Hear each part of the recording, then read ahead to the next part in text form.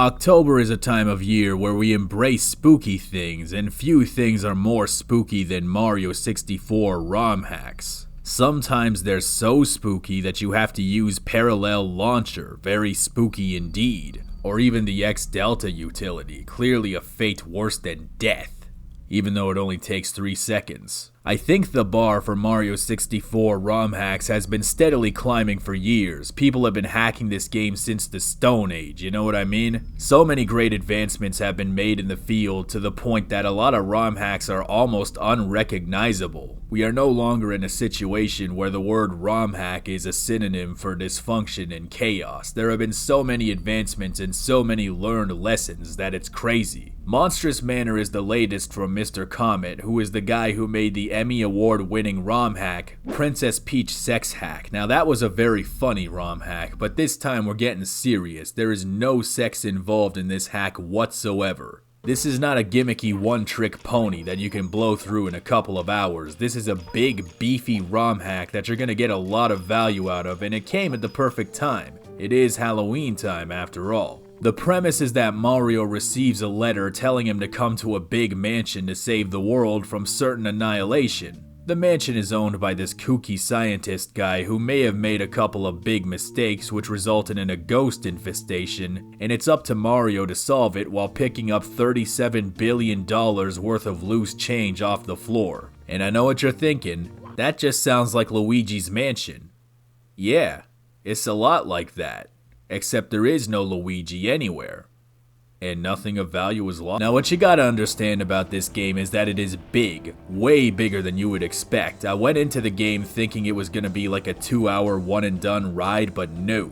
This is a good 6 to 8 hour experience, and even though it doesn't use the regular 120-star scale, I'd call this a full-sized hack just by gameplay time alone. There's a chapter in this game where you jump into a plastic toy box city and hunt down 20 or so star coins. It's completely different from the rest of the game. I thought this was gonna be like a quick little detour, like a secret level, but no, this is a whole ordeal. There are entire ROM hacks that are roughly the same size as this one section of the game.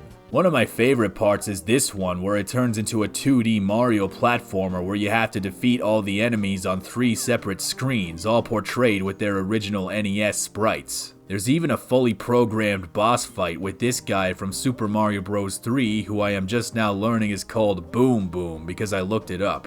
What kind of name is Boom Boom?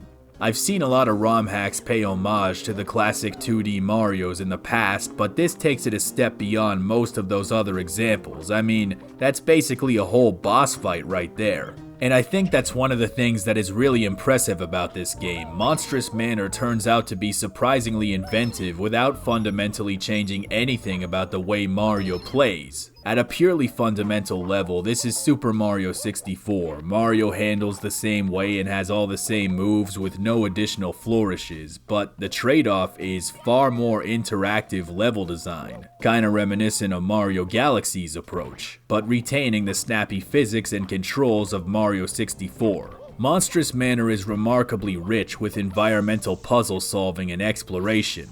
It is always very advantageous to observe your surroundings very carefully for things that might look even a little bit out of place. There are a lot of secret collectibles and goodies that can only be found if you can figure out the right way to look for them. Little differences like how some rooms will have a painting of itself, but with an odd detail that is not reflected in the real world. There are puzzles that will actually put your brain to work, like these sliding icy block puzzles, this part where your controls get reversed, or this one where you have to send a Goomba to the fiery pits of hell. But it also remembers to be a platformer and frequently puts your platforming skills to the test, while also being relatively forgiving by not outright killing you for falling off a cliff.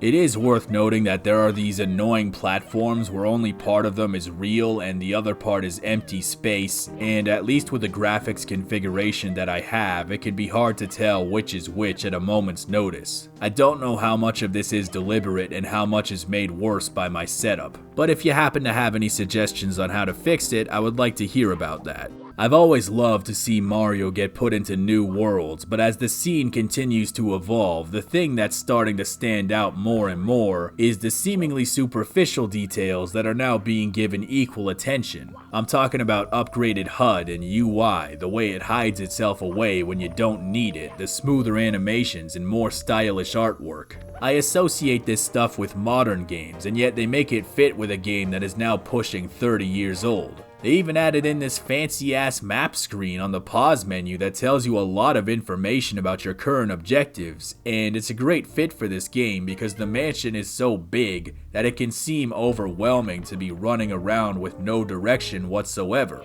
As a whole, the game is pretty straightforward and plays it very fair with the difficulty, although there was this one red coin that took me 700 years to find because it requires you to ground pound on a very specific spot. There was also this part where you have to spawn the red coin by collecting these red sparkles in a quick sequence, and if you're a millisecond too late, you gotta start again, and there's this stupid ass lava wave that keeps knocking you over. But for the most part, the game is entirely fair and doesn't jerk you around. It's also remarkably stable. ROM hacks of this level of ambition have so many vectors for breakage that it's remarkable it's not breaking all the time, although I did have this happen once.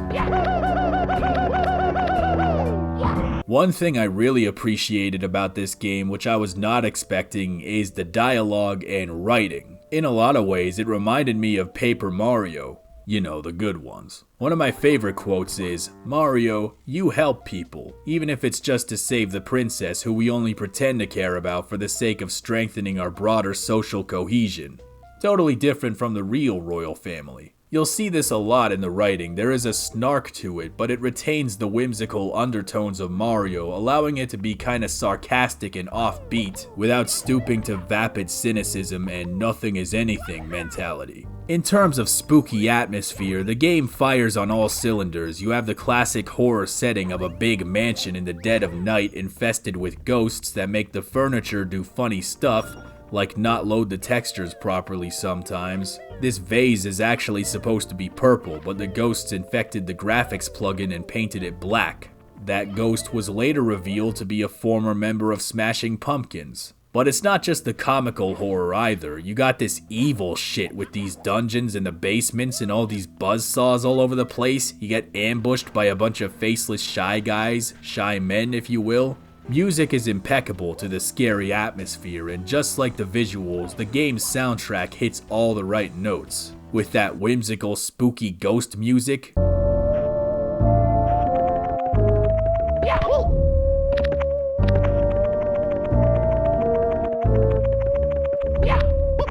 And then that spook ass shit when you go down to the monstrous dungeon.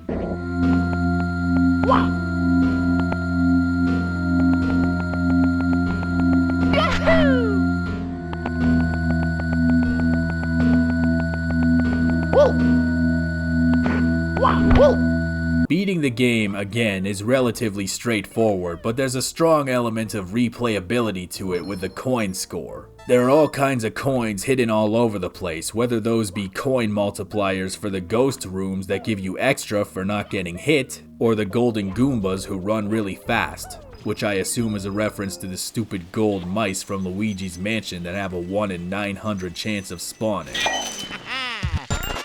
Much like Ouija Mansion, there is a ranking system based on how many cash monies you collected throughout your journey, and the game dishes out extra cash bonuses for things like getting all 5 of these Triforce pieces every chapter. For getting the super high ranks, your reward is a secret. Only the best gamers in the world are allowed to know what happens. Like me. I beat every Dark Souls, except 3 because I got bored.